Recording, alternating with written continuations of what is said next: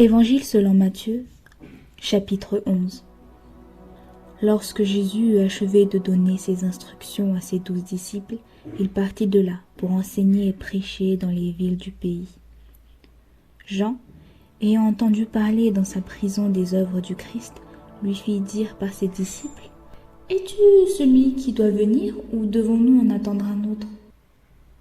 Jésus leur dit : « Allez, rapportez à Jean ce que vous entendez et ce que vous voyez. Les aveugles voient, les boiteux marchent, les lépreux sont purifiés, les sourds entendent, les morts ressuscitent, et la bonne nouvelle est annoncée aux pauvres.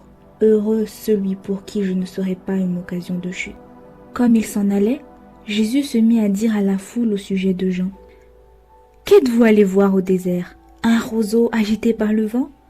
Mais qu'êtes-vous allé voir? Un homme vêtu d'habits précieux? Voici ceux qui portent des habits précieux sont dans les maisons des rois. Qu'êtes-vous donc allé voir? Un prophète? Oui, vous dis-je, et plus qu'un prophète, car c'est lui dont il est écrit : Voici, j'envoie mon messager devant ta face pour préparer ton chemin devant toi. Je vous le dis en vérité, parmi ceux qui sont nés de femmes, il n'en a point paru de plus grand que Jean-Baptiste. Cependant, le plus petit dans le royaume des cieux est plus grand que lui. Depuis le temps de Jean-Baptiste jusqu'à présent, le royaume des cieux est forcé, et ce sont les violents qui s'en emparent. Car tous les prophètes et la loi ont prophétisé jusqu'à Jean.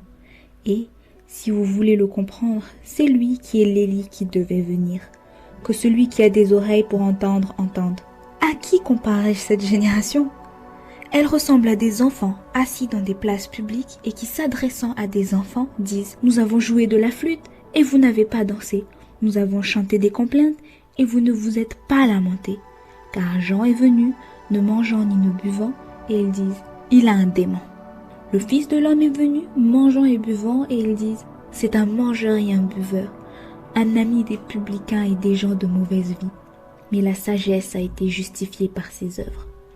Alors, il se mit à faire des reproches aux villes dans lesquelles avaient eu lieu la plupart de ces miracles, parce qu'elles ne s'étaient pas repenties. Malheur à toi, Chorazin, malheur à toi, Bethsaïda, car les miracles qui ont été faits au milieu de toi avaient été faits dans Tyr et dans Sidon. Il y a longtemps qu'elles se seraient répandues en prenant le sac et la cendre. C'est pourquoi je vous le dis, au jour du jugement, Tyr et Sidon seront traités moins rigoureusement que vous. Et toi, Capernaum, seras-tu élevé jusqu'au ciel? Non. Tu seras abaissé jusqu'au séjour des morts. Car si les miracles qui ont été faits au milieu de toi avaient été faits dans Sodome, elles subsisteraient encore aujourd'hui. C'est pourquoi je vous le dis, au jour du jugement, le pays de Sodome sera traité moins rigoureusement que toi. En ce temps-là, Jésus prit la parole et dit : Père, Seigneur du ciel et de la terre, de ce que tu as caché ces choses aux sages et aux intelligents, et de ce que tu les as révélées aux enfants.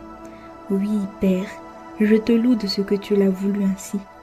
Toutes choses m'ont été données par mon Père, et personne ne connaît le Fils si ce n'est le Père. Personne non plus ne connaît le Père si ce n'est le Fils, et celui à qui le Fils veut le révéler. Venez à moi, vous tous qui êtes fatigués et chargés, et je vous donnerai du repos.